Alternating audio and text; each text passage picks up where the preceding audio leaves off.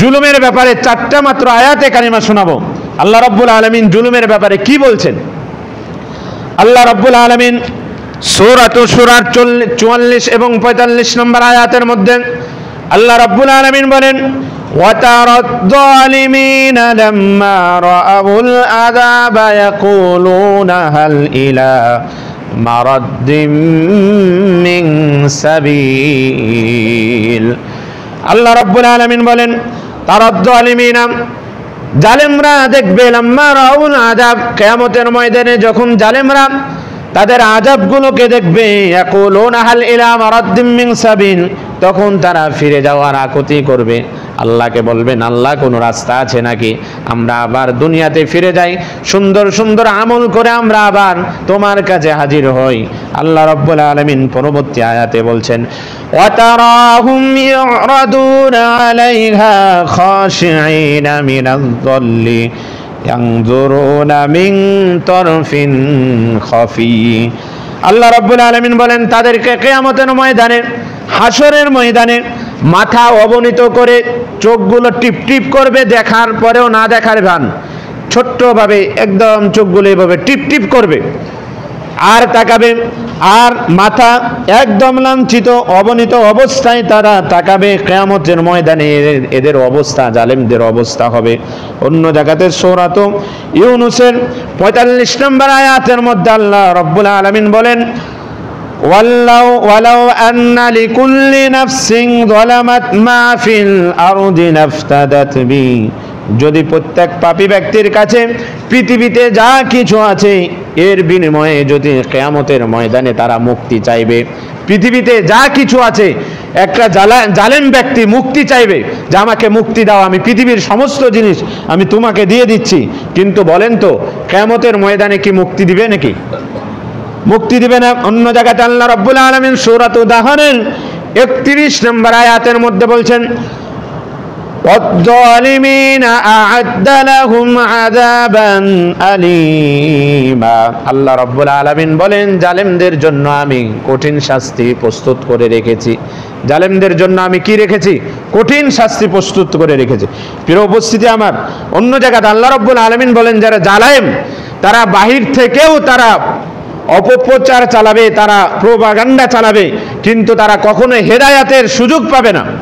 এটা আল্লাহ রাব্বুল আলামিন নিজেই বলেছেন, দেশান্তর হয়ে গেলেও এরা প্রোপাগান্ডা চালাবে, জুলুম চালাবে, অত্যাচার চালাবে, মানুষ ঠিক করে মেরে ফেলার জন্য, অন্যায় মানুষ, সাধারণ মানুষকে মেরে ফেলার জন্য সর্বচেষ্টা করবে, কিন্তু আল্লাহ রাব্বুল আলামিন এদেরকে হেদায়াত দিবেন না। রাব্বুল আলামিন সূরা আহকাফের 10 নম্বর আয়াতের মধ্যে বলছেন, ইন্নাল্লাহা লা ইয়াহদিল কওমায-যালিমিন। আল্লাহ রাব্বুল আলামিন বলেন, হেদায়াত হবে না তাদের জন্য যারা জালেম, তাদের কোনো হেদায়াত নাই।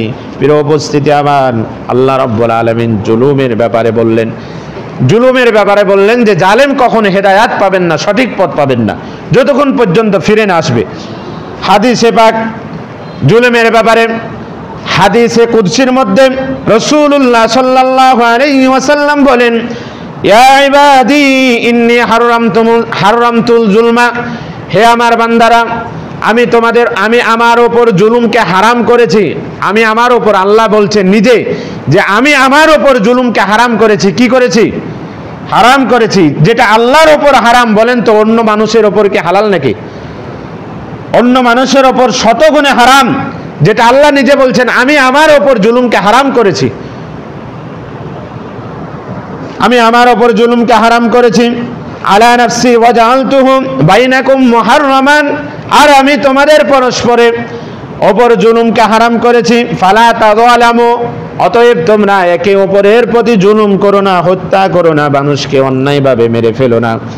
আল্লাহ রাব্বুল আলামিন বলছেন মানুষ হত্যা করা হচ্ছে হারাম। মানুষ হত্যা করা কি? কথা বলেন, মানুষ হত্যা করা কি হারাম? সূরা বনু ইসরাঈলের 151 নম্বর আয়াত খুলে দেখবেন, আল্লাহ রাব্বুল আলামিন বলছেন, কুল তাআলু আতলু মা হারামা রাব্বুকুম আলাইকুম আল্লা তুশরিকু বিহি শাইআন ওয়া বিল ওয়ালিদাইনি ইহসানা। আল্লাহ রাব্বুল আলামিন ধারাবাহিক কয়েকটা আলোচনা করতেছেন।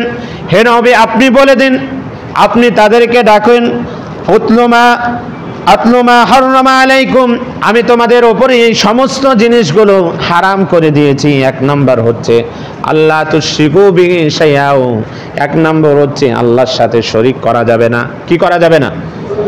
আল্লাহর সাথে শরীক করা যাবে না। মানুষ যদি বলে অমুক নেতার পায়ে সেজদা করতে হবে, বলেন শরীক কিনা? কথা বলেন, শরীক কিনা? তাহলে যারা শরীক করে, যে সংগঠন শরীক করে, যেই মানুষ শরীক করে, তাদের সাথে কি আমরা থাকবো নাকি? সবাইকে বলতে হবে তাদের সাথে আমরা থাকবো নাকি?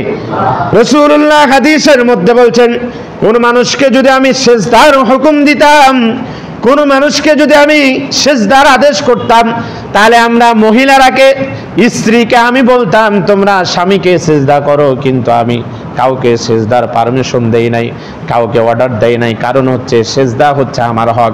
সেজদা কার হক? আমার হক। আমি যদি কাউকে বলতাম, রাসূলুল্লাহ বলছেন যে আল্লাহ যদি কাউকে সেজদার কথা বলতো, তাহলে স্ত্রী যেন তার স্বামীকে সেজদা দেয়। অথচ আমার মানুষ বলছে যে আমার অমুকের পায়ে সেজদা করা দরকার, তাছাড়া উপায় নাই। মনে রাখতে হবে, অমুককে কথা বললে ওযু করে বলতে হবে। মনে রাখবেন, কোরআন শরীফ এভাবে কেউ যদি ধরে তাহলে ওযু লাগে না, কিন্তু কোরআন শরীফের যদি এই অক্ষরগুলো যদি হাত দেয় তাহলে উজু লাগবে। তাফসীরের কিতাব কেউ যদি ধরে তাহলে উজু লাগে না, মনে রাখবেন। কিন্তু কোরআন শরীফের অক্ষরগুলো কেউ যদি হাত দেয় তাহলে উজু লাগবে কিনা? তাহলে মানুষ রসুলের নাম যদি নিতে গেলে উজু লাগে না, তাহলে ওই কি রসুলের চাইতে কি শ্রেষ্ঠ হয়ে গেল নাকি? কথা বলেন, রসুলের চাইতে শ্রেষ্ঠ হয়ে গেল নাকি? এই জন্য রাসূলুল্লাহ সাল্লাল্লাহু আলাইহি ওয়াসাল্লাম বলছেন যে আমি যদি কাউকে সিজদা করার আদেশ করতাম, তাহলে মহিলারা যেন তার স্বামীকে সিজদা করে। প্রিয় উপস্থিতি আমার, রাসূলুল্লাহ সাল্লাল্লাহু আলাইহি ওয়াসাল্লাম আল্লাহ রাব্বুল আলামিন রসুলের প্রতি যে আয়াতগুলো নাজিল করেছে, তার মধ্যে এক নাম্বার যে অর্ডারগুলো দিয়েছেন, তার মধ্যে এক নাম্বার হচ্ছে আল্লাহ তুশরিকু বিহি শাইআ। এক নাম্বার হচ্ছে আল্লাহর সাথে শরীক করা যাবে না।